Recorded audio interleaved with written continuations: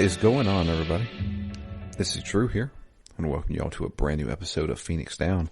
This is Phoenix Down episode 111.0, and we are starting a new series. We are playing Yakuza 4. Today I have with me Matt. Hello, friends. Back in the Yakuza. Yeah, we're back in Kamurocho. We're going to be doing Yakuza 4. It's been a little while. We had 2 games in between the last Yakuza. But we're back. And I remember when I said that I think I've played through Yakuza 4 or 5. After booting up Yakuza 4, I realized I have never played Yakuza 4. It'll be really strange if you have played 5. Yeah, right? I'd be like, oh, I remember 5. Wait a minute. No, I think I stopped with 3, and that was it. I for some reason I thought I'd played 4. Don't know why, but yeah, is what it is, I guess. But yeah, as we always do, we talk about our history with the game. There's my history. I've never played this game. I thought I had, but apparently I hadn't. So I think when this game came out, I don't know what happened. I think I just kind of fell off the series for a little while there, because I didn't play any other games since then. That was all of the Yakuza games I played. I enjoyed all my time with the games leading up to that, but that was it. I think the next game I played was probably Yakuza Kiwami 1. I had to do that for a review. So, but yeah. Matt, what about you? Any history with this game? Nope. It looks like it came out in March 2011. So all I can really think of at the time is that's right around the time I was defending my thesis. So that was actually when I probably wasn't playing much for 6 or 9 months. It's when we had to stop previous podcasts. So that was my biggest podcasting gap, was actually right around this time. Not that I would have played it, since I had never played any of the other Yakuza games, but even if I had been into them, I probably would have missed this one. Yeah, I don't know. Like, I was still living with my roommates at the time. Yeah, I have no idea. I guess I just decided to skip it. I don't know. Probably a lot of stuff going on at the time. I was, obviously reviewing a lot of games during that time too. So, my biggest quirk at the moment is actually that I am in the midst of moving home. So I've got almost everything I own packed up. And as I was about to sit down and prep for this, prep to start playing Yakuza 4, I realized that I don't have any idea where my physical copy of the remastered collection is. Uh-oh. But it was also on sale on the PSN, so I literally bought the entire remastered collection again digitally just to play this game. Damn, Matt. Yeah. Luckily it wasn't too much, but I was like, do I dig through all my boxes, some of which are in one part of Boston, some of which are in the other part of Boston? I don't know where this game is. I should have pulled it out in advance of packing anything. Yeah. Fun fact, the only thing I did pull out to use in the meantime, media-wise, was a Blu-ray of Troll 2 for a random bad movie night that I hope to have. Okay. It's on the list of worst movies ever, so I thought maybe it'll happen sometime in the next month, and I want to make sure I can keep my hands on it. Well, there you go. So, I guess Yakuza 4, huh? Yeah.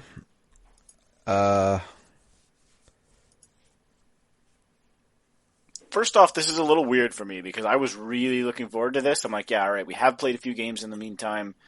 I really want to get back to Yakuza. I'm excited about it.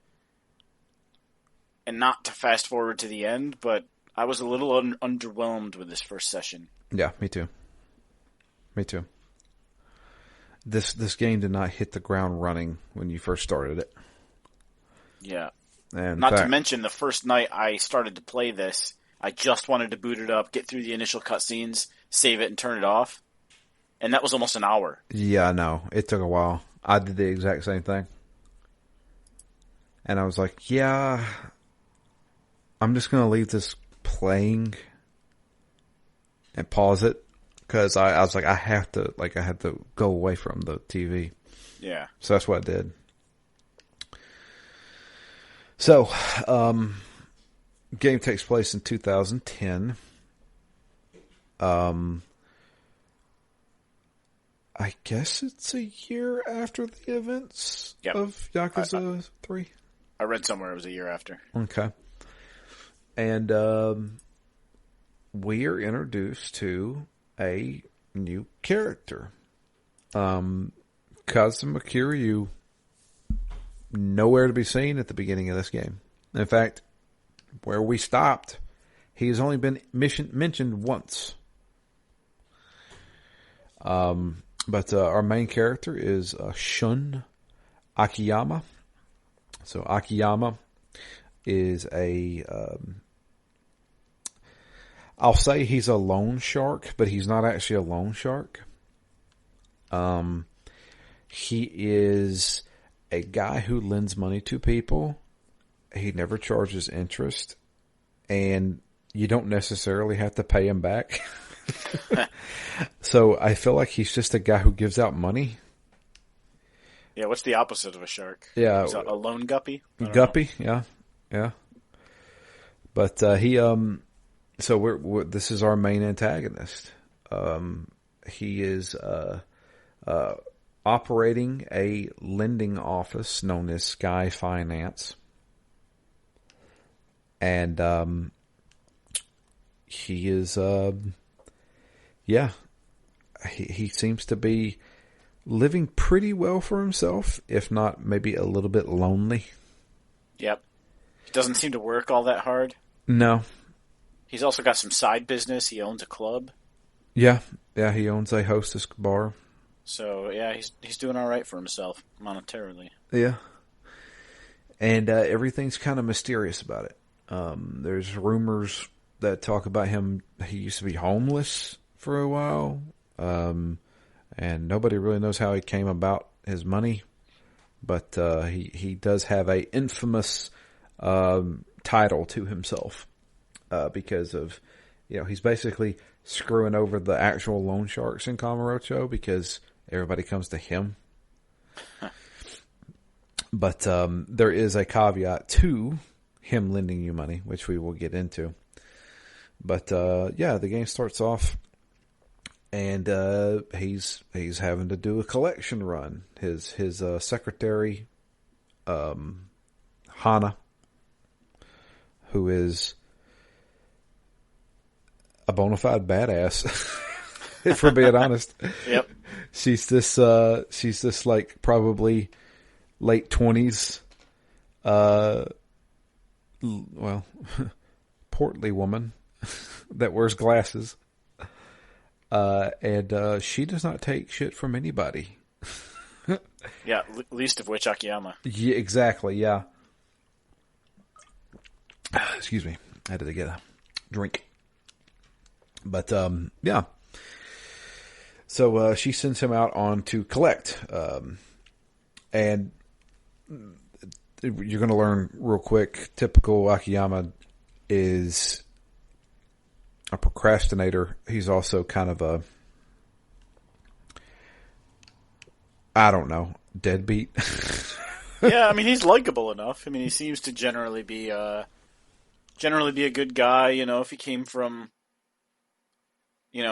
being homeless, he's kind of being slightly altruistic in this. I just want to get people loans that I want it to bring happiness to people. I don't really care if you pay me back or no interest. So doesn't look like he mistreats anyone. I mean, aside from all the street fights, he seems like a upstanding guy.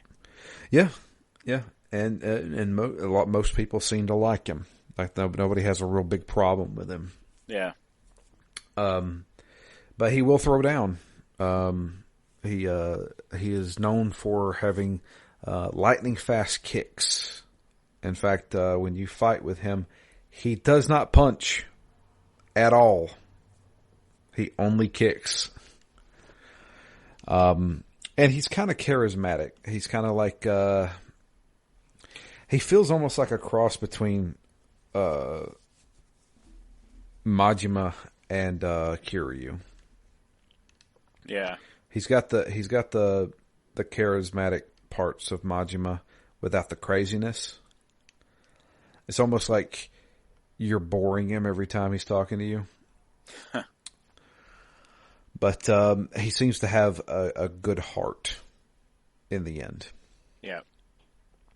So, he's going out on some collections, bumming around a little bit. And he notices as he stops with a bunch of homeless guys and has some dinner with them. Like he bought them all lunch or bought them all dinner. And he notices there's a couple of guys talking out on the street. One of which he is very familiar with. The other one he knows of. So, which we realize who he's talking to a little bit later on, but he realizes that they're talking about something going down. And this Yakuza boss is telling the underling to handle it, essentially. Now, the one that he knows very well is R.I. How do you pronounce that? I was pronouncing it Arai. Arai. Who is kind of like a lieutenant in a family that is in the Tojo clan. So the family itself is the Shibata family, which I had never heard of until now. It's a whole lot of new players. Tons of new players in this game. So looks like Shibata himself was telling Arai that he needed to handle something. And it was obviously going down at a Hostess club that was, or a bar that was owned by another subsidiary, I guess is what you would call it. So I got a little confused here, especially when they started naming stuff. Yeah. So Akiyama goes to a place called the Kanemura Enterprises. Now, Kanemura Enterprises is kind of like a loan place or a loan shark place.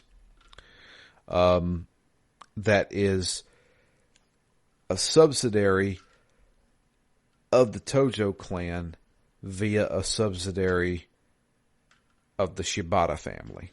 Yep, so it's not a family, but it seems to have as much cachet as any of the families, really. I would say they're under the family.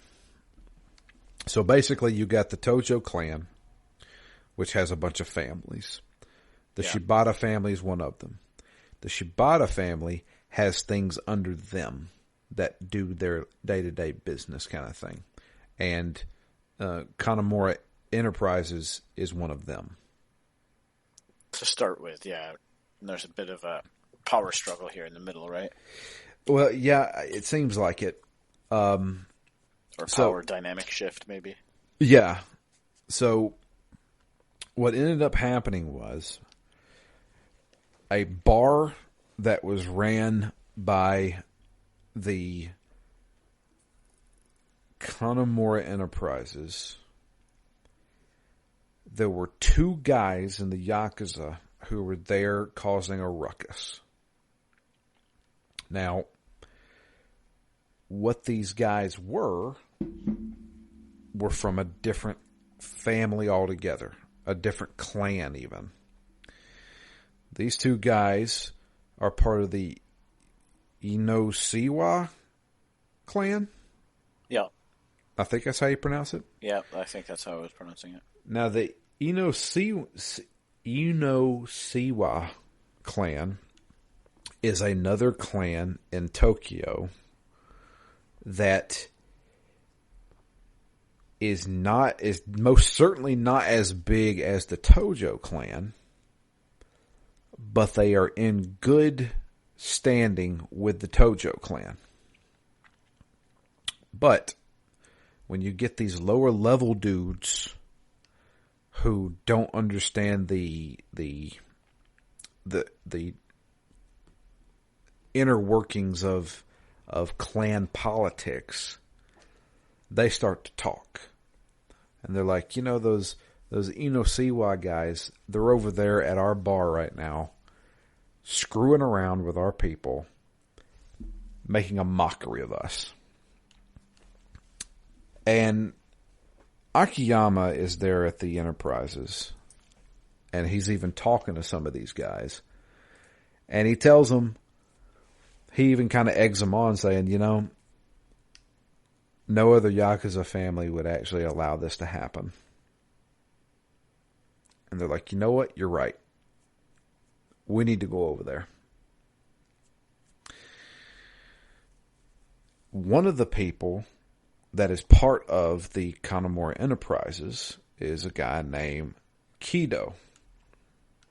Now, Kaido is a young...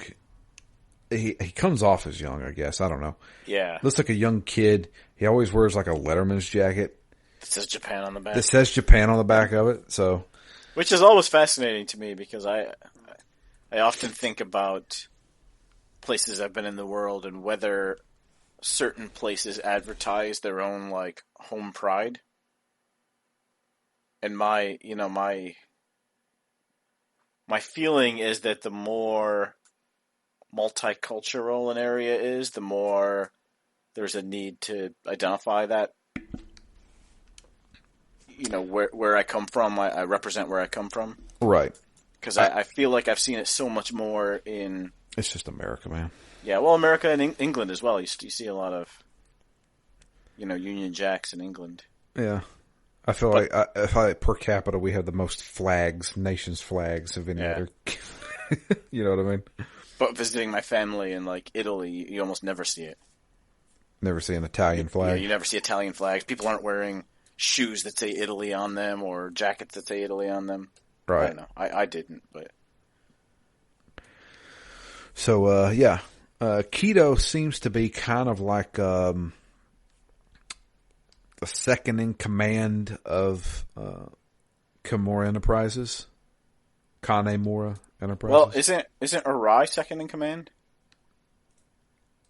You're going to have to remind me. I thought Kaido was kind of like super low ranking, and that's why I thought that was what contributed to my impression of him being young, was that he didn't really have a lot of clout or standing in Kamurocho Enterprises. Okay. Yeah, you're right. You're right. I'm looking it up now. So yeah, I thought Arai was part of the Tojo clan, like proper. You know what I mean? Yeah, yeah. I was thinking that he was part of the Shibata family. Because I feel like Kaido is going to have to do something in this game. I think at some point in the game, I think he's going to try to make his claim or gain some power or do something, because so far he's just been kind of hanging around. He's kind of low level. He seems friendly enough, unobtrusive enough, but I don't know where he's going yet. I get the sense he's not necessarily going to be a bad guy, but he's going to go for some kind of power grab. Yeah, I can see that. He's definitely driven, seems like. Yeah. So, yeah. Akiyama decides to go take a look for himself at this bar, see what's actually going on. And sure enough, there are those Iwasiwa guys there. And they're causing a ruckus. So we decide to kick their asses. Akiyama makes short work of them. And, yeah. Short work of them, except I find that early in this game, it takes a lot of kicks to take down even simple enemies. Yeah, but I haven't found a fight hard at all. Yeah, though. I haven't found any of them hard. They're just long. Yeah.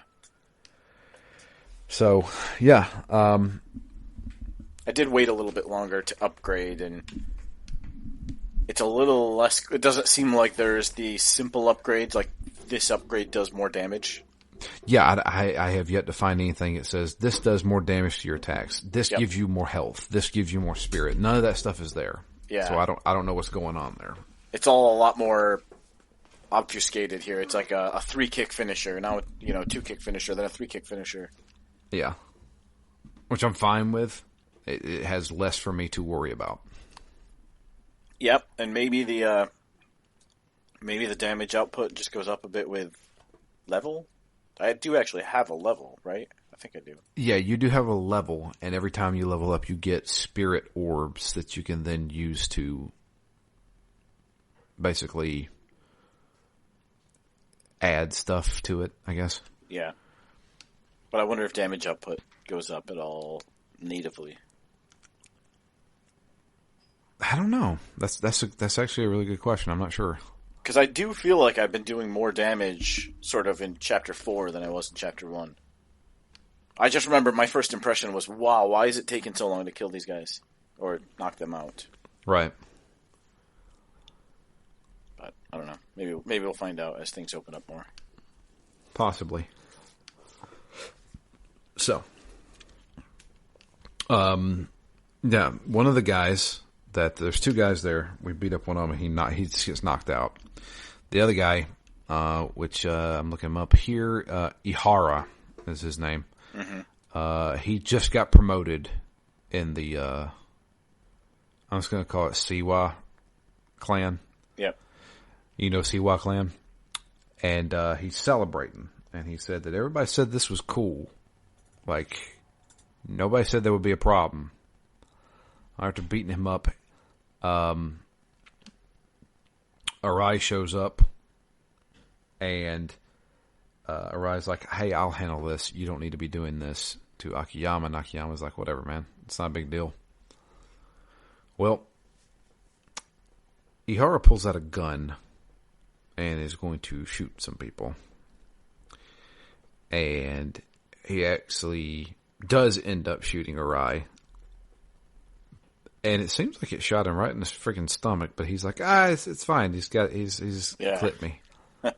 And he's still holding his stomach while limping away. I was like, okay, I guess. Well, needless to say, Ihara runs off, and they're like, okay, well, we obviously need to stop him, because if he gets back to his boss saying that a bunch of Shibata guys beat him up and threatened him, we're going to start a Yakuza war. So Arai runs after him, or goes after him. He stumbles after him. And we go back. We're planning on going back to the Sky Finance. We get a phone call from Hana saying, hey, there's a bunch of dudes out here fighting right outside the window here. And also one of them has a gun. So we realize, oh crap, that's them. So when we make it to the alleyway, which I should mention, Sky Finance is in what I think used to be Serena. Yep. The old bar that Kiryu used to go to. So in the back alley there, we find Arai holding a gun with Ihara laying slumped over, dead, shot in the head.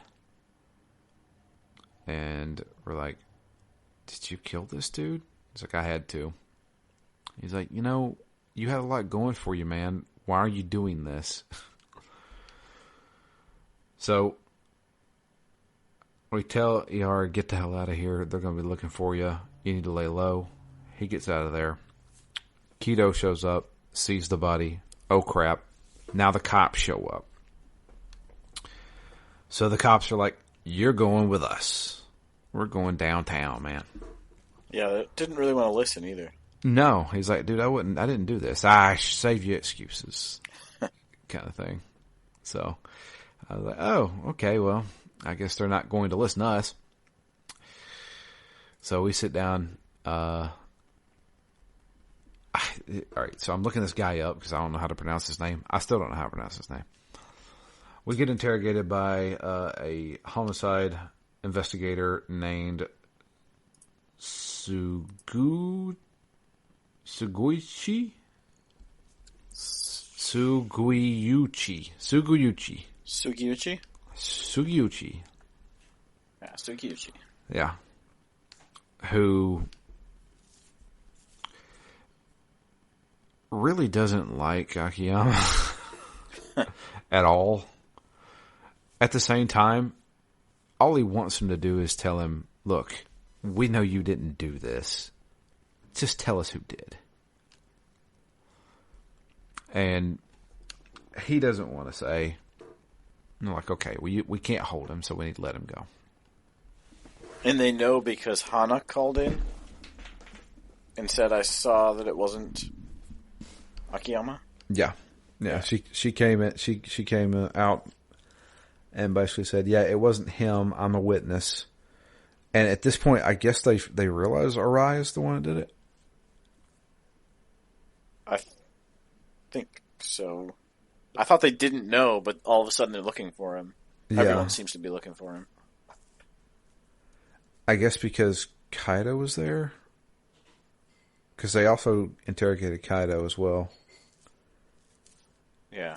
And maybe Kaido, they're like, oh, we know who you work for, so it must be, we're going to look for your boss, essentially. Yeah. If you're here, he must have done it. Yeah. Great logic, Sugiuchi. So they let us go, and we go back to Sky Finance. So begins 2 chapters of let's try and loan this person money and make them do a bunch of things. Yeah. To which I was just like, this is kind of boring, if we're being honest. Yeah, it does kind of feel like Yakuza 3 in that it feels like it would have been okay. It just goes on for 2 or 3 times too long. Also, you're not dealing with a bunch of kids. Yeah. So, we're at Sky Finance. This young woman walks in, and she is asking for a loan. And he's like, okay, well, how much money do you need? I need 100 million yen. And when I heard that, I was like, how much money is that actually? That's funny that you say that, because I was like, the very first thing I did when I heard that was have to Google how much money that actually is. Yeah. It's almost $1 million. Yep. It's about $800,000. And he's like, well, that's a lot of money. Maybe we need to sit down and talk about this first. She's like, well, I heard that you do loans, no questions asked. You don't charge interest. He's like, yeah, I do, but there are some stipulations. You have to pass a test. She's like, what kind of test? And he's like, well, we'll worry about that later. And so he's basically trying to figure out why she needs this money, which she's not giving up at all. Yeah. And he's like, okay, well, fine. I'll make you do a test. It seems like you really need this. It seems like you're trying to run away from something. Seems like. And he seems to have some kind of connection to her. No, like as if he's compelled to help this person. Now, there's one thing I should mention is that before she walked in, he was looking at a picture in his drawer, and it's a picture of him and 3 other people. He looks like a businessman, kind of young, got his hair slicked back, wearing a nice suit kind of thing. Very happy looking. Akiyama does not look like a happy person. No. He looks like a rundown dude. Yeah, I wasn't really sure how they were portraying him, because, at least one time somebody calls him, like, pretty boy. And I'm like, he doesn't really have that, like, pampered, soft, pretty boy look. But he also does have this kind of long, flowing hair and, no undershirt for his button down. So I'm like, are they trying to go that he's a pretty boy or not? I couldn't really tell at first. He doesn't seem like as clean cut as Cosmic Kiryu. No, he doesn't. He doesn't. He also mentioned, was he 36? I think is what he said. Mm. And in Japan, apparently 36 is like you're almost dead at that point. Way over the hill. Way over the hill. And so, he decides to take on this loan as long as she can pass the test. And he says, "Meet me." I can't remember where we meet her, but meet me somewhere. We're gonna go shopping. Yeah, you have to go do two things, right? Mm-hmm. Got to get an accessory, and you got to get a dress for her. Yeah, the first thing that really shocked me was like, hey, new area in Kamurocho. Yeah, right. You got this whole underground. Go to the underground, and we go to that a couple of times. Yep. Yeah, we have to buy her a dress, and we also have to buy her a nice necklace. Why? Well, this is your test. I run a hostess bar, and I want you to be a hostess at my bar. And the first 3 days that you work, you need to make at least 3 million yen. If you make over 3 million yen, I will lend you the money. And she seems okay with that. Like, I feel like that's almost like one step away from being a pimp. Which he even mentions while he was interviewing her, that he had a woman work the red light district. And I'm like, so you were a pimp? Yeah, I guess with these hostess clubs, it's a little bit of a fine line. Yeah. I don't know. But yeah, this whole section here makes me feel like it reminds me of the old noir movies, like Chinatown. It seems like the old school, like hard-boiled detective. The woman comes in, I need your help. Somebody's missing, I need money, blah, blah, blah. It feels like the classic film noir kind of thing. And I was like, is this what they're kind of going for? But it's set in 2010, and he's a loan officer, basically. But, yeah. So we're going to have to turn her into the best hostess known to man. And yeah. I have to say, doing this hostess stuff, 10 times worse than what I saw in previous Yakuza games. You mean the gameplay of it? The gameplay of it. Yeah. In fact, it's also just awkwardly structured. Like, all they do is tell me to walk around the club, and I take 2 steps out, and they're like, all right, that's enough. Yeah. Go back in the room. That's exactly what I thought I did something wrong. Because see, let's go check on Lily. Her name's Lily, I should mention. Let's go check on Lily. I go check on Lily. I walk around the club. All right, that's enough. Let's go back to the back room. I go back to the back room, and Lily's standing there, and I have the options to like change your makeup and stuff like that. I'm like, what, did I do something? Like, is this the back room? Am I at the right place? And so I exit, go back. Let's check on Lily again. I went and checked on Lily, walked around, went back to the room again, and it's the same thing. I'm like, what am I doing wrong? Like I had to look up a guide to say, where's the back room? What are we talking about? Because all I'm doing is going back to the menu to dress up Lily. Yeah, and the rationale is that you're just breaking up the night into 3 chunks, right? Like an hour each time, for example. Exactly. And I didn't realize that. Yeah. I was like, wow, usually Yakuza is pretty good at giving you like a tutorial. Yeah. But nothing here at all. And I was just like, what are we doing here, guys? And the only reason that matters, it seems to me, is kind of the trade-off of trying to train her. But the more you train her, the more stressed she gets. So sometimes you have to just let it ride so that you're not adding to the stress. Yeah. So, I don't know. But we'll get back to that. Because that happens in the last chapter. We're still in chapter 3. It's also, just really weird.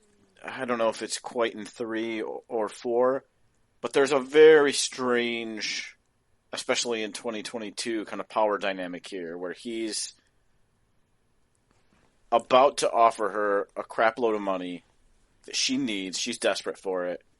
And then he starts, like, asking her out on dates. Yeah.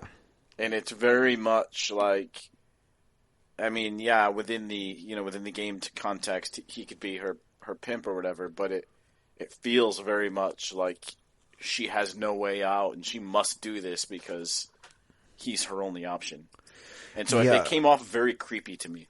Yeah, it did for a second there too, because it was like, because this is the second day you've known this person. Yeah.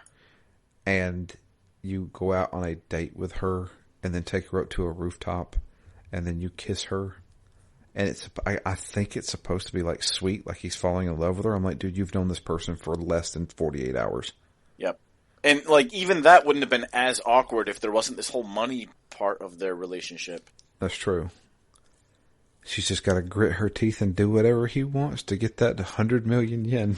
Yeah, I don't know. Like, yeah, you're right. I was like, is this supposed to be cute? Because I'm not feeling that. Yeah, no, I didn't think it was cute at all. I was just like, I see what they're trying to go for, but it definitely doesn't feel like that at all.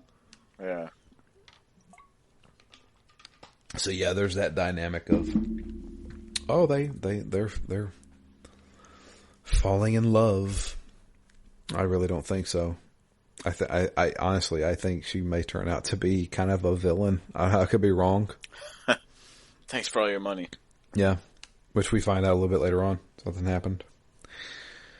But, yeah, cut to, we're finally meeting with some of the Tojo clan guys. About time it's about time we made it to the chamber where everybody sits around and looks at people. Yeah.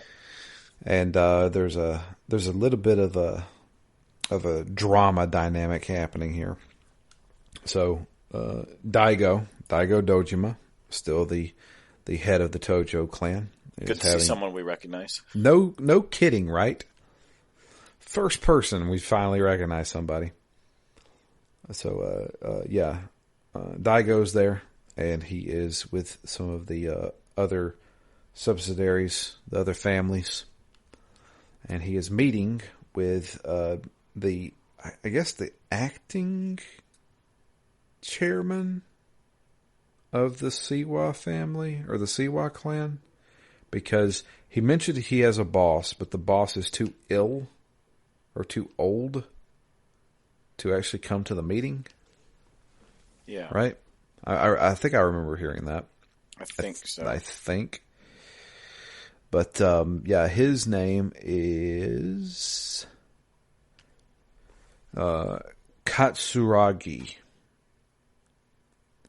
And, he is there to meet with the Tojo clan because obviously one of his guys, a guy who just recently got promoted to a lieutenant, just got shot in the friggin' head by one of their people.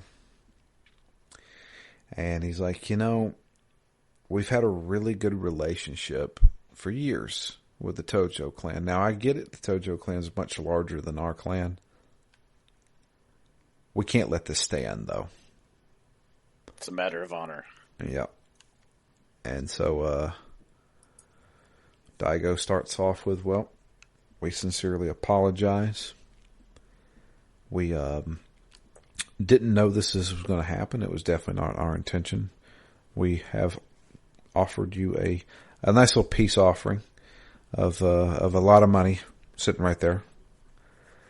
And he's like, yeah, that money's not going to cut this. Money's definitely not going to cut this.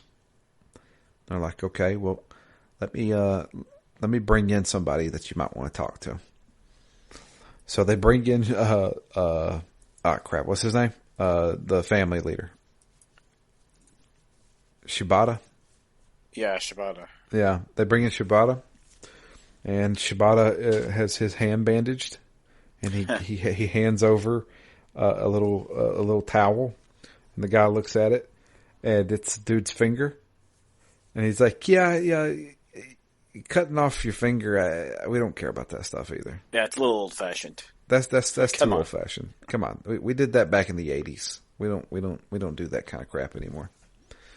He's like, okay, well, what can actually fix this? Aside from the giant pile of cash. Yeah.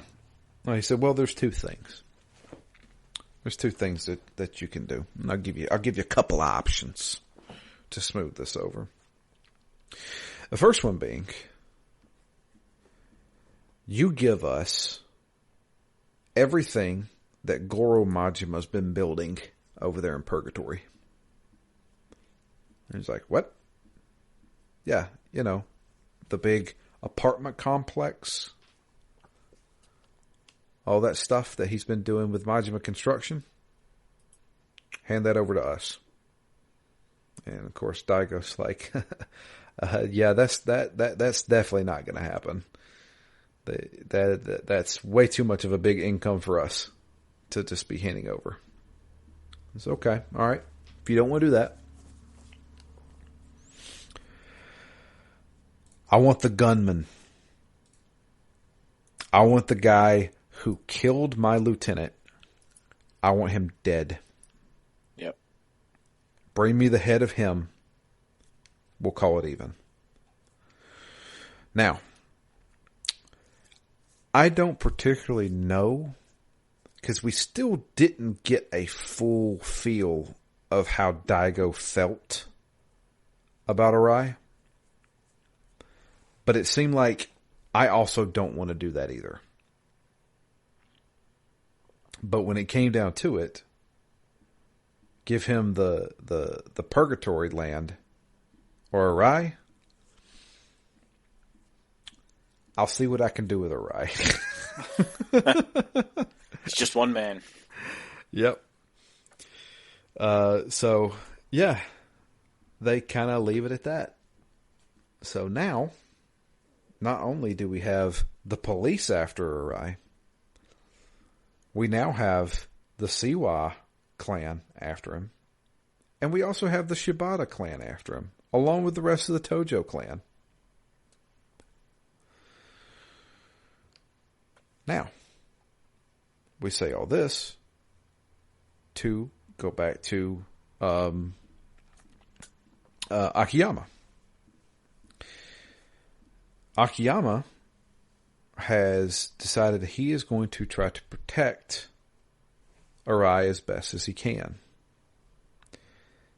Why, you may ask? Well, Kaido asked that exact same question. Why are you wanting to protect him so badly?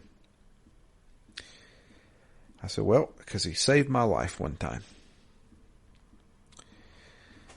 Did you ever wonder how I got all this money that I can just give to people?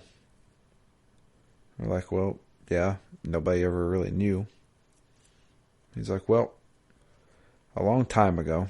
Time for a story. Yeah, let's sit down and talk about this. A long time ago, I used to be a top banker, a top financial officer for a bank. Graduated with honors from my college. Landed a nice job at a bank. Very well-respected bank. And They claimed I was embezzling money from them. Now, I never embezzled money from them, but that's what they claimed. They showed proof that, one of my clients was missing money, and then all of a sudden the exact same amount was showing up in my bank account. So, they forced me to quit. So, in order for me not to get arrested for embezzlement, they told me to quit my job. I still believe to this day it was a setup. But after losing my job, I had nowhere to go. I was out on the street. And then one day, when I was laying on a park bench in front of the Millennium Tower, there was an explosion that took place at the Millennium Tower. And money started raining from the sky. One we may be familiar with. Yeah. Maybe back in, 2006, was it? 2006, 2005? Somewhere around in there? Yeah, sounds right. Kazuma Kiryu and Akira Nishikiyama got into a big fight, and Nishiyama blew himself up along with a bunch of money in a vault, and it went flying everywhere. To be honest, as important as he was in Yakuza 0, I did not expect him to be out of the series so quickly. Nishiki. Well, Matt, unfortunately, I'm going to tell you this, and you already know it. We already discussed it. Nishiki was never important in the series. Yeah. Because even until we're playing Yakuza 4, Yakuza 0 had not came out yet. Yeah. They made Nishiki important in Yakuza 0. But from the very beginning of the game, Nishiki was just a one-off main villain of the first game. But they wanted to have that connection between Kiryu and Nishiki. Yeah, it's just such a cool way to retcon that relationship. Yeah. This kind of throwaway villain who just kind of jump-started the whole Yakuza series. Now we're going to make it to where he's like Kiryu's best friend. So, yeah. So he started gathering up all this money that was raining from the sky. And he collected 1 million yen. And I guess it's because he's such a bright dude, graduated from some kind of accounting college or something like that. He invested it and made a ton of money. And now he just uses that money to give it away. Yep, quite the life he's had. But when he gathered all that money up, later on that night, he was about to get mugged. He was getting beat up and mugged by a bunch of these punks who just go around beating up homeless people. And out of nowhere, Arai showed up and kicked the crap out of him. And he gave him his money back. And he said, ever since then, I've had Arai in my corner, and I plan on taking care of him.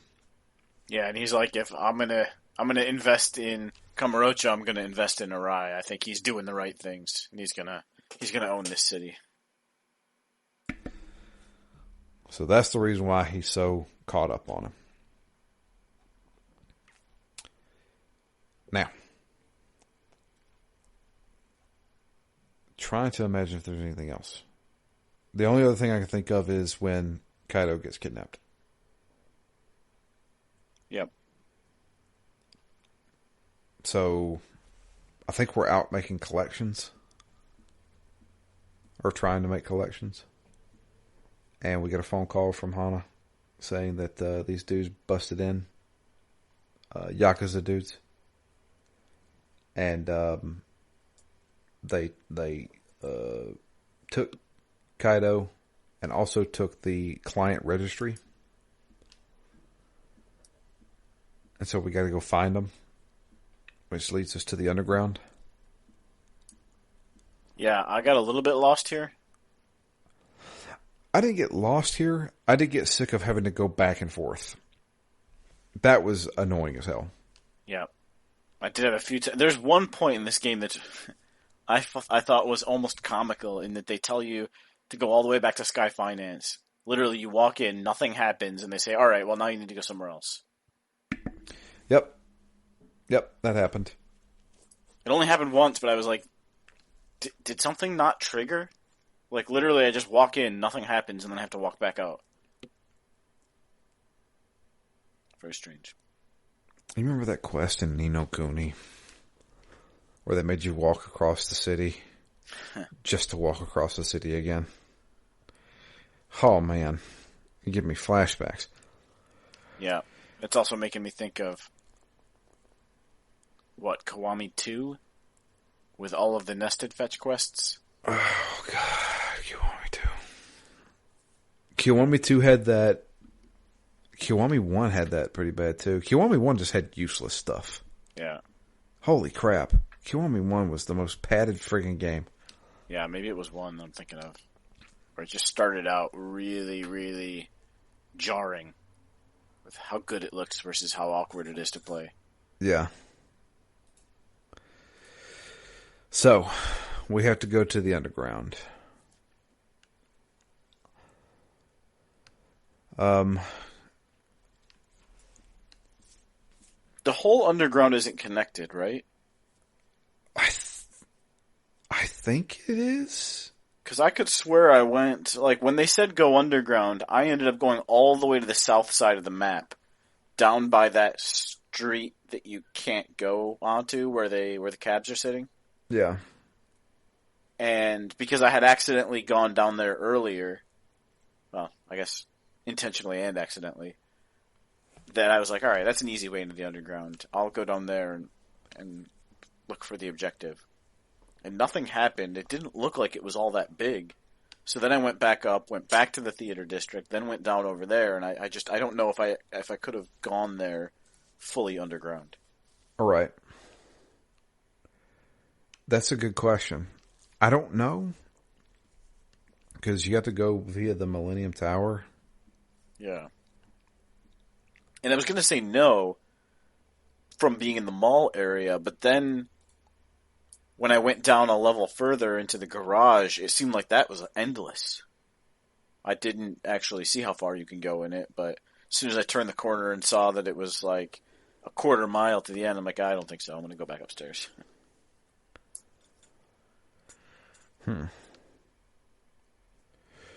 Yeah. So we had to go underground. We had to find the guys who have kidnapped Kaido. And we believe that they are they're part of the oh god, it's the Shibata family. So they are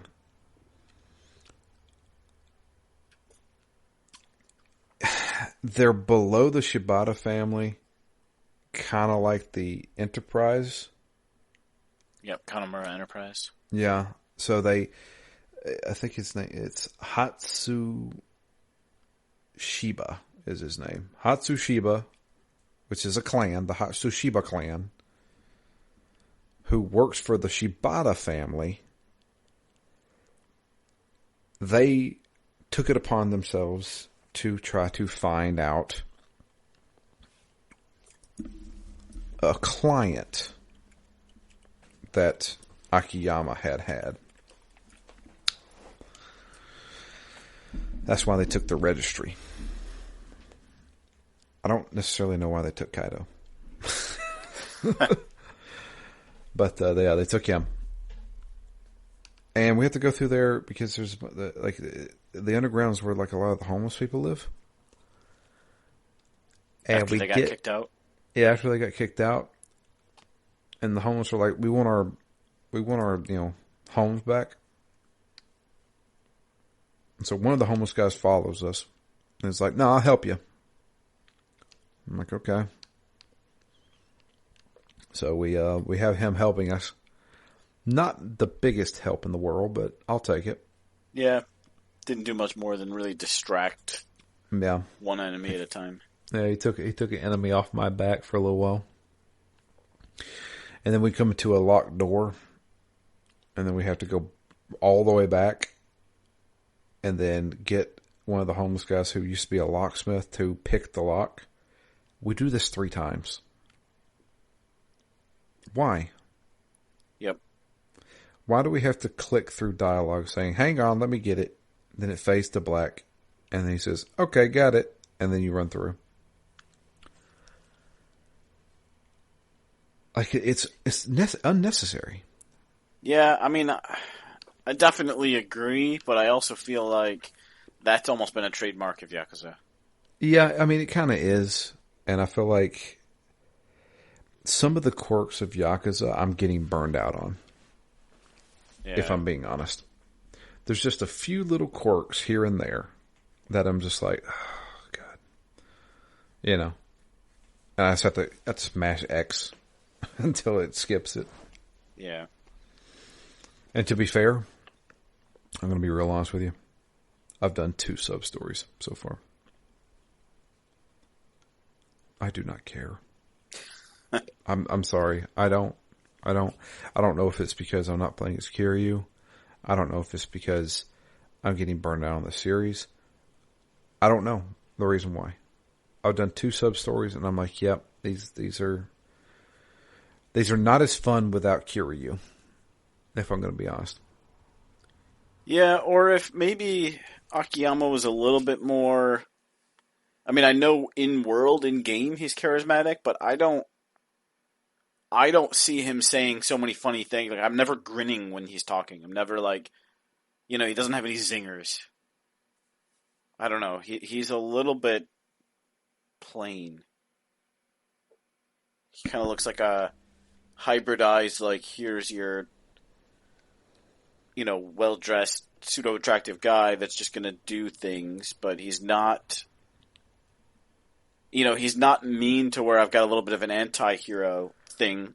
He's not funny. Like, I don't know. He's just a little bit bland, I think. Yeah.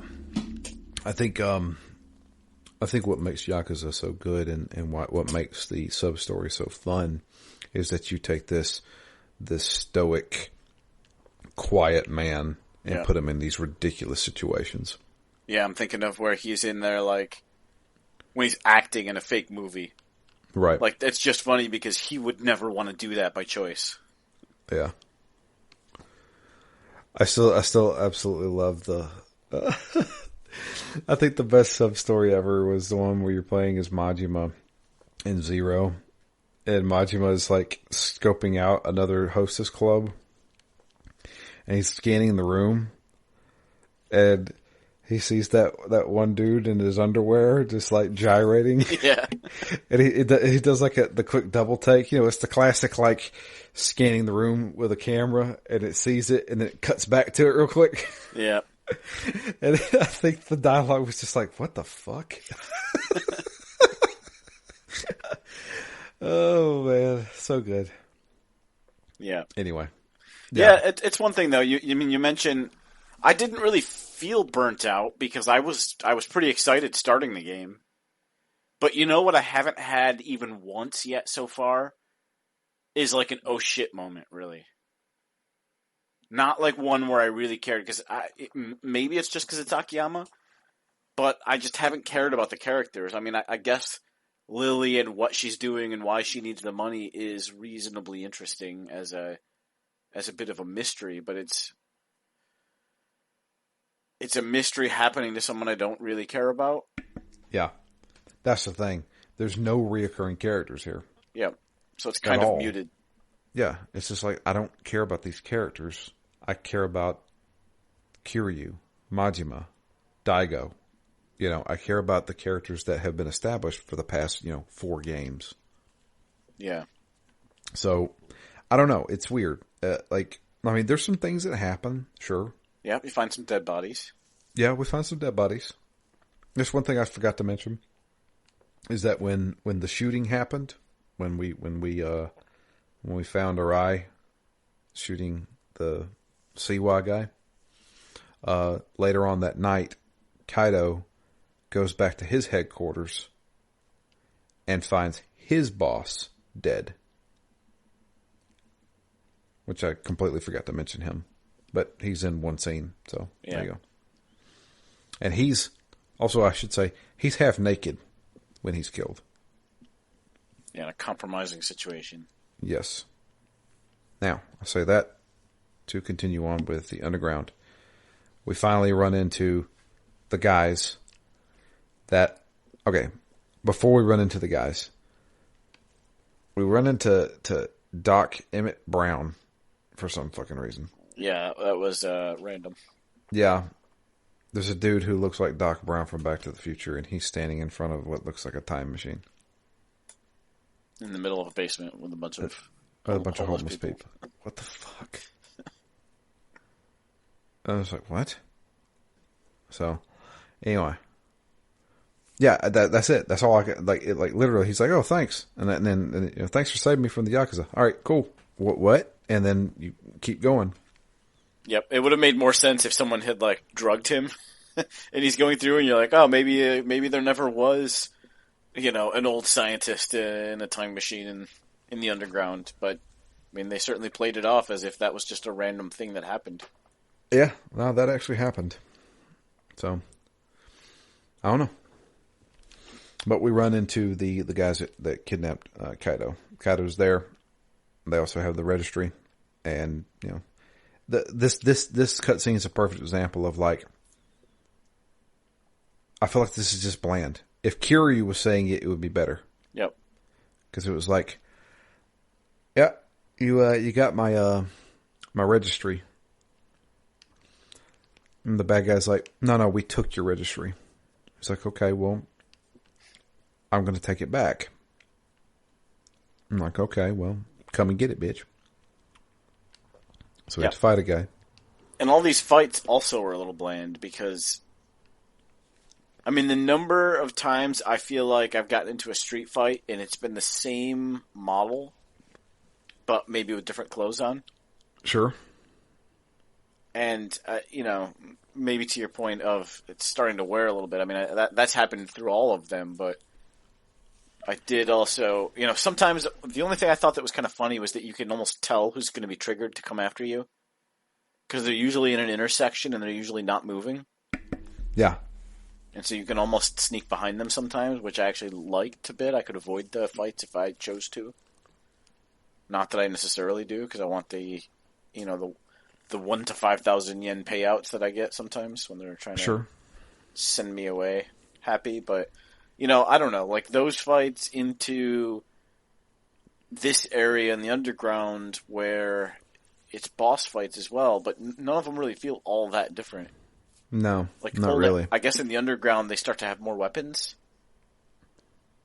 Yeah. Like, a lot of the street battles, they don't... So far, I mean, I've had 1 or 2 with, like, pipes, 1 or 2 with guns, but down here you get into some fights where a lot of people have weapons. But yeah.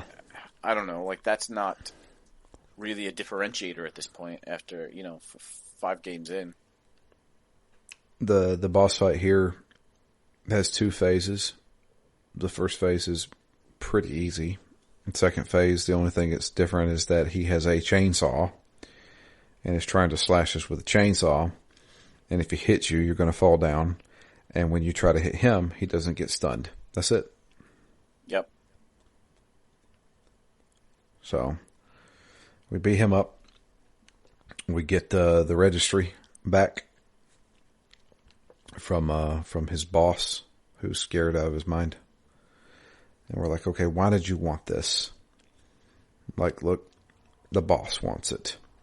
There's somebody that you have loaned money to that the boss wants to find. Who? They didn't say. I don't know.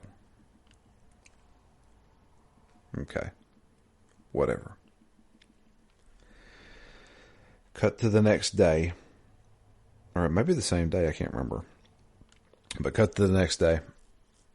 And it's Lily's last day as a hostess She's got to make at least $3 million.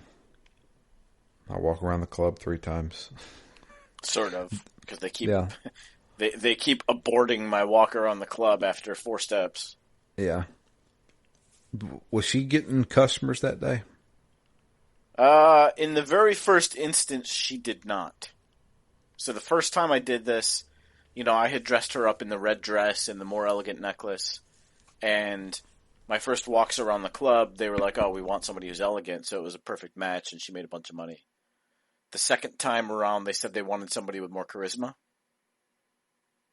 So, and she wasn't doing that well, so I went into...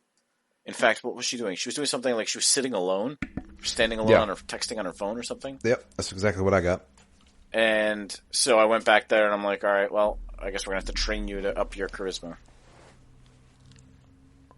Which I did, which it cut to like a cutscene of them nodding at each other like they were talking and training, but I don't actually know what the training consisted of. Right. Might be a useful thing to know. But then the next 2 times I walked around, she seemed to be doing fine, and then that was it, basically. Yeah. I made one decision after like 2 full nights at the club. Yeah. But she made her $3 million. So we have agreed to loan her the money. We asked her to meet us at the... Why meet on the rooftop of the Millennium Tower? It's a very good question. I mean, it would have made a lot more sense if it was like a meteor shower, or it was like a blue moon or something special. Like, oh, we need a good view of the sky. This was just random. I mean, not even an excuse for it. Yep. Just meet me at the Millennium Tower. Okay. Maybe he thought it was romantic. So, before we get into that meeting, we have to go check in on something. So, there was a few things we learned about Lily when we first met her. She told us that she used to work for a club in the Champion District. Yep. What was it called? I can't remember. Oh, crap. It's not that big of a deal. She used to work at a club, so we decided to go check out this club. When we get there, there is a cross-dresser there talking to us. And we're like, okay, anybody in there? And they're like, nope, nobody's been in there for a few days. Okay. So we decided to go in. We go inside, and we find in the manager's office a dead manager. Been dead for a few days. Also, he is half naked, much like how the Enterprise boss was. And okay, found the lighter. That's how we recognized it, because Lily was using a lighter that had the club logo on it. We found a bunch of those lighters there too. So, yep, this is the right place. She was there recently. Okay. What the hell's going on? Yeah, I like the, I don't want to say bouncer, but the person outside. Yeah, the cross-dresser. Yeah. Yeah. And apparently everybody at the club is? Yeah. That was, I can't remember what kind of club he called it, but it's a club that is known for basically cross-dressers. So unlikely she would have worked there. Yeah. So, I say that to cut back to the meeting. We have this meeting with Lily. Going to give her the money. She arrives, and we're like, okay, we're going to give you the money. Congratulations on passing the test. But I want to ask you, why do you need this money? She's like, I can't tell you that. Okay. And he says, I'll give it to you for free if you tell me. Mm-hmm. Or, like, just tell me or pay it back. yeah. She's like, then I'll have to make sure I pay you back every cent. Yeah. It's That's like, an okay, expensive fine. secret.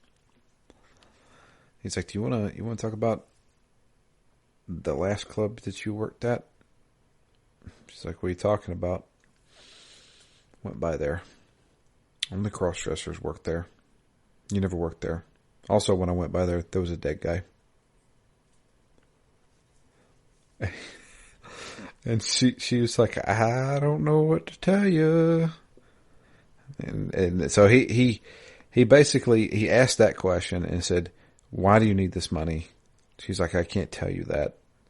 He's like, if you tell me about it, you never have to pay me back. And she said, I will have to make sure I pay you back then. Yep. And he left it at that. Okay, whatever.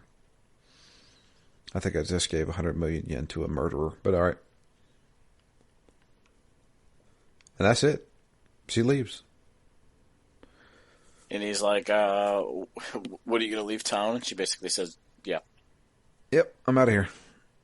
Things I need to do. But she's always looked ready to leave town. I mean, she's got her jacket on the whole time. Yeah, she got that trench coat on. And just like ready to go.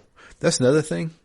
Like, I feel like this woman is like straight out of like a 1940s like noir movie. Yeah. She's always got the trench coat on. She always looks sad. And it's like, okay. She's like the femme fatale. In fact, I think he even mentions that, doesn't he? Yep. But, yeah. So, we leave the Millennium Tower, get a phone call. It's from the head guy at the Hostess bar that we run. He's like, hey, there's some Yakuza guys here, and they're kind of scaring the customers. He's like, all right, we always have Yakuza guys here. He's like, yeah, but these guys are different. He's like, all right, fine, I'll be over there in a second. So we go over to the club, and there's some Yakuza guys sitting around listening to a guy sing karaoke. And when you say strangling a cat, that guy's strangling a cat. And it seems like Akiyama's like not wanting to start anything with these guys. Yeah, despite it being his club. Yeah, he says, hey fellas, what's going on? I'm like, oh, we're just having a good time. Yeah, I see that. You're kind of running all my customers away. Do you think you could maybe leave? And they're like, well, we're looking for somebody. It's okay. Who are you looking for? We're looking for your top hostess. Her name goes by Lily. He's like, well, unfortunately, she doesn't work here anymore. And they're like, okay, well, my boss wants to know where she is. All right, and who exactly is your boss? Goro Majima. Oh, so you're part of the Majima family. Yep. Well, I'm sorry, but I don't know where she is, and even if I did know, I'm not in the habit of selling out my ex-employees. Well, this guy is not happy about that. He's also mad because we turned off his music. So we have a boss fight with him. I like how he claims it's an accident. Yeah, he turns off the music and he's like, oh, man, I hit the wrong button. So boss fight with this guy. I can't remember what his name is, but he's one of the lieutenants for the Majima family. Minami. Sure. I found this fight to be a joke. Yeah. Again, easy but long. Yeah. Oh, the thing is like, it was long, but I got him, I think I may have glitched it because I got him into a corner. Yeah. And he could not get out. And when you start, like, after I upgraded my kicks and stuff like that, I do like 3 finishing kicks now. Yeah. It feels like I'm playing Tekken. Yeah, which almost feels like it starts a new loop. Yeah. So if I do those 3 finishing kicks, he's still trying to like slowly fall to the ground. I can start another loop again, it seems like. Yeah, just juggle him. Yeah, and I felt like I was juggling this guy. It was almost like I was like, damn, this is a joke. Like, I'm sure this guy's probably harder than this, right? But I think I may have just exploited it on accident. Yeah, I definitely had that happen a few times as well. Yeah. So, yeah. That's exactly why I stopped playing Tekken Online. So I was always getting juggled. No kidding, dude. No. But yeah. After we beat him up, we finally see yet another familiar face. Into the club. He's like, okay, that's enough, guys. It's Majima. Majima himself, the mad dog of, was it Shibata? I can't remember. The mad dog. Yep. He sits down and is like, look, we're looking for this Lily person. And he's like, well, she's not here anymore. Why do you want to know about her?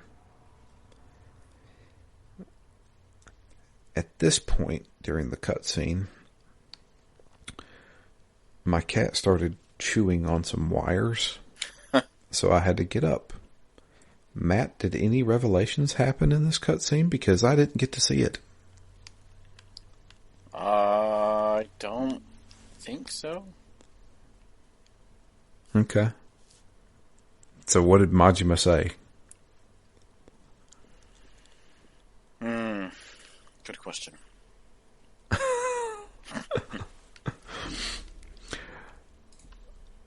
Hang on a second. I'll see if I can find it here.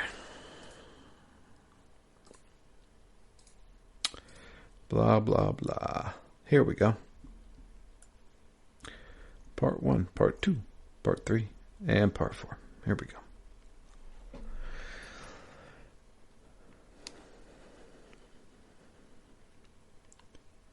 The thugs are joined by their patriarch himself, Goro Majima, who tells Minami to stand down. Majima tells Akiyama that he needs to find Lily to protect her to make up for how he failed her 25 years prior, back when he knew her real name, Yasuko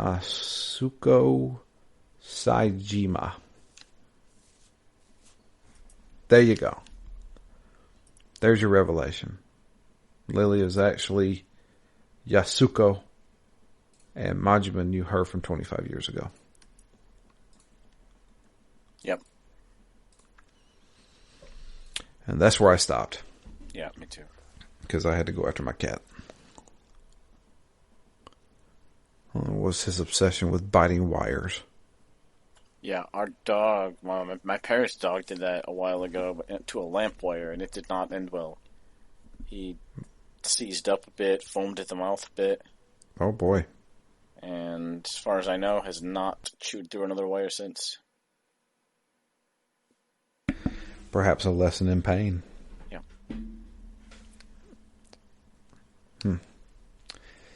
Anyway, we do have an email. Let me bring it up, shall we? That is the wrong email. That is the correct email. Here we go. Comes in from Dustin. He says, slow like daytime drama.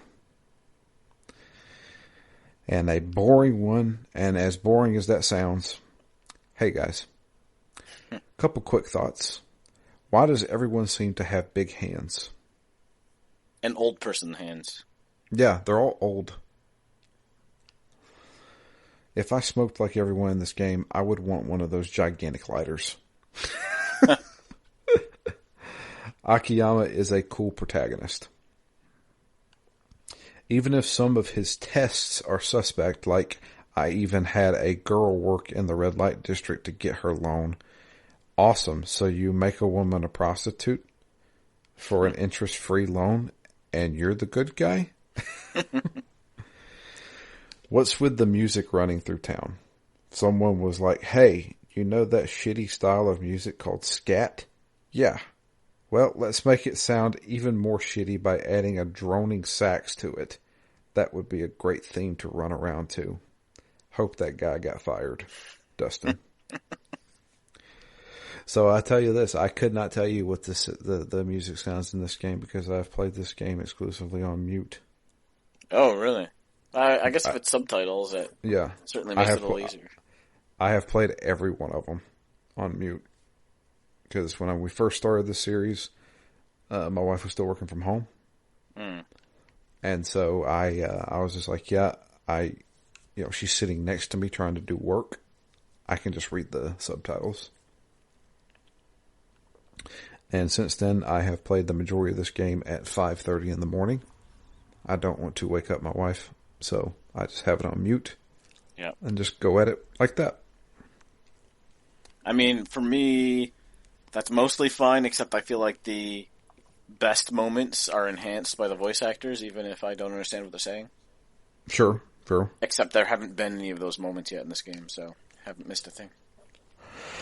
Yeah, so I guess that's the next thing we should probably talk about is how we feel about this game.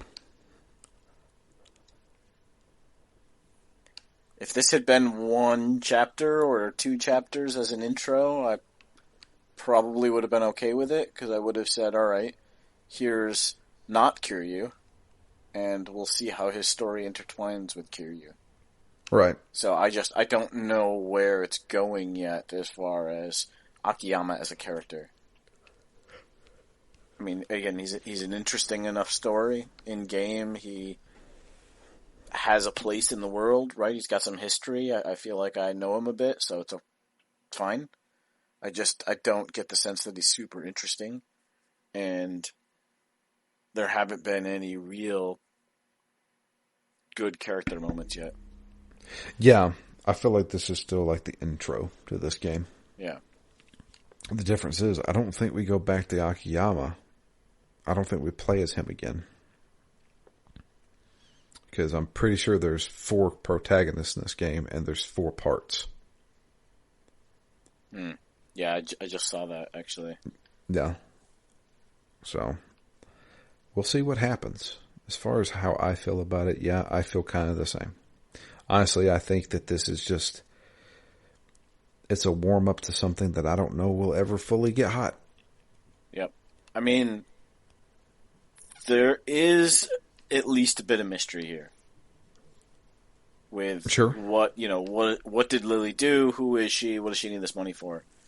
But I'm thinking back, even some of the previous Yakuza games have had real gripping openings, like, Kiryu going to prison for a murder he didn't commit. That's an intense start.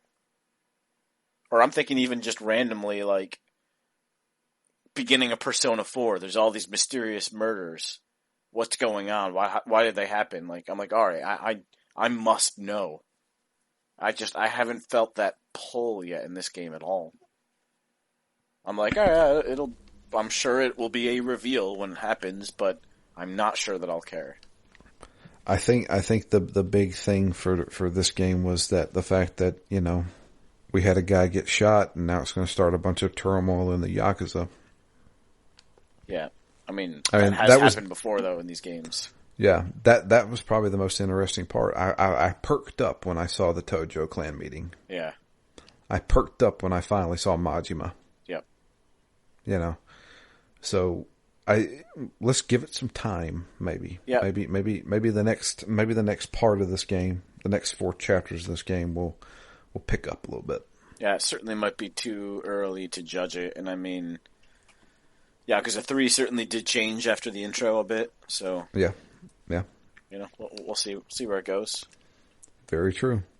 I mean, it does also, aside from that, it feels a little bit stiffer. Even just like walking around town, I kind of feel like the crowds aren't that great, and it's glaring when they've got these giant green or blue triangles above their head. This game feels almost like a stopgap. Yeah. And I'm just like, And the city kind of looks the same, so it does kind of feel like, hey, we could get, kind of a a Resident Evil 3 kind of thing. Like, we could make a whole new game and reuse 80% of it. Yeah. Yeah, because they were on a high note with Yakuza 3. New engine, new everything. Yeah. New graphics. Let's just reuse this. We reuse a lot of this right here and this, and we'll just change up the cutscenes. Which conceptually I don't really have a problem with, right? If I really like something, I feel like what I want is usually more of the same but different. Right. And that's kind of what this is. It's more of the same but different story, different character, yada yada yada. But I don't know. It feels like there's been really good character moments in the game, and again, it's still the beginning, so we'll see. But yeah, I need something more interesting to happen. I think we'll get it. Hopefully, yeah. Hopefully we'll get it. I think it's also because Akiyama's not infested. So the other thing that we didn't really mention is him not being Yakuza means that, like, those cutscenes with Majima, a lot of the family dynamics that have been some really good intrigue, the backstabbing, all of that doesn't really apply to him. Right. Unless Hana's gonna backstab him, that would be a 180. Well, she quit. Yeah, she quit because she's in love with him. I don't know. We'll see. I'm sure this isn't the last we've seen of Akiyama. So yeah. But I think, just kind of dawning on me now, I think a big part of where it hasn't quite clicked is because there isn't all of that family drama. Or at least not that he's a part of. I mean, there's certainly whatever's going on with the Rai, there's some mystery there as well, so there is hope that it will come, but he just seems a bit outside of it. Yeah, that's the biggest thing is like what's at stake to Akiyama other than my friend's in danger. Yeah. He's not a part of the Yakuza, I don't know. We'll see.